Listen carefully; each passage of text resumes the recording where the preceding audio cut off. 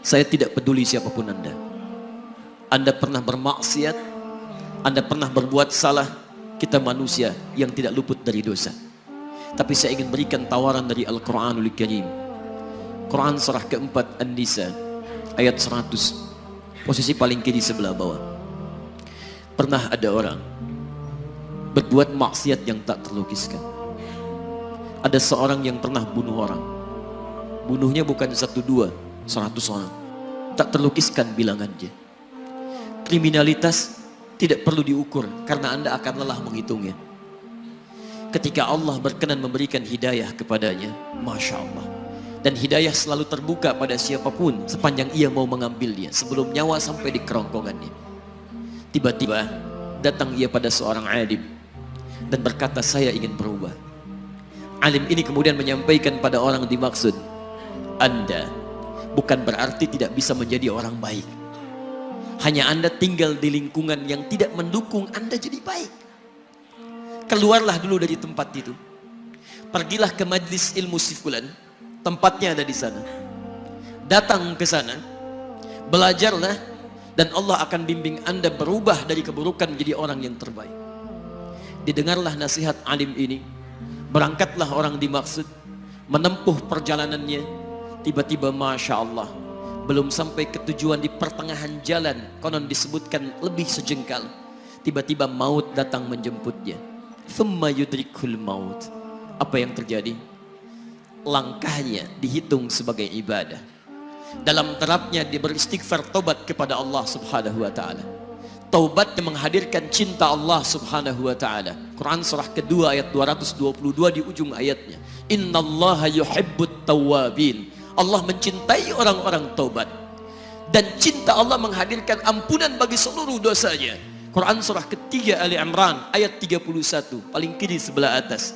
Qul in kuntum tuhibbunallaha fattabi'uni yuhibbukumullah. Allah cintai orang yang mau taat pada Rasulnya. Lihat, ketika Allah mencintai seorang hamba, wa yaghfir lakum dzunubakum, Allah ampuni seluruh dosa-dosanya.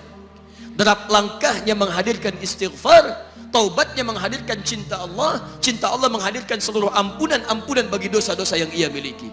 Maka apa yang terjadi? Di tengah perjalanan maut menjemputnya, thumma yudrikhul maut faqad waqa'a ajruhu 'ala Allah. Dan pahala diberikan kepada orang tadi. Di jalan, maaf, maut datang, taubat diterima, dosa diampuni, dan amalan didapati dengan derap langkahnya. Maka apa yang terjadi? Thumma yudrikhul maut faqad waqa'a ajruhu 'ala Allah. Pahalanya dituliskan oleh Allah, dakhalal jannah, kata Nabi, masuk surga orang ini. Anda bisa bayangkan, pernah bunuh orang 100 orang, mabuk tak terlukiskan, kriminalitas tak perlu dihitung. Ketika dia mau bertobat, datang ke majlis ilmu, Masya Allah, meninggal di tengah jalan, kata Nabi, dakhalal jannah. Bertobat diampuni dosanya, derap langkahnya ada pahalanya, dakhalal jannah. Turun ayat untuk melukiskan tawaran yang sama kepada kita. Wa may yuhajir fi sabilillahi yajid fil ardi muraghaman katsiran was'a.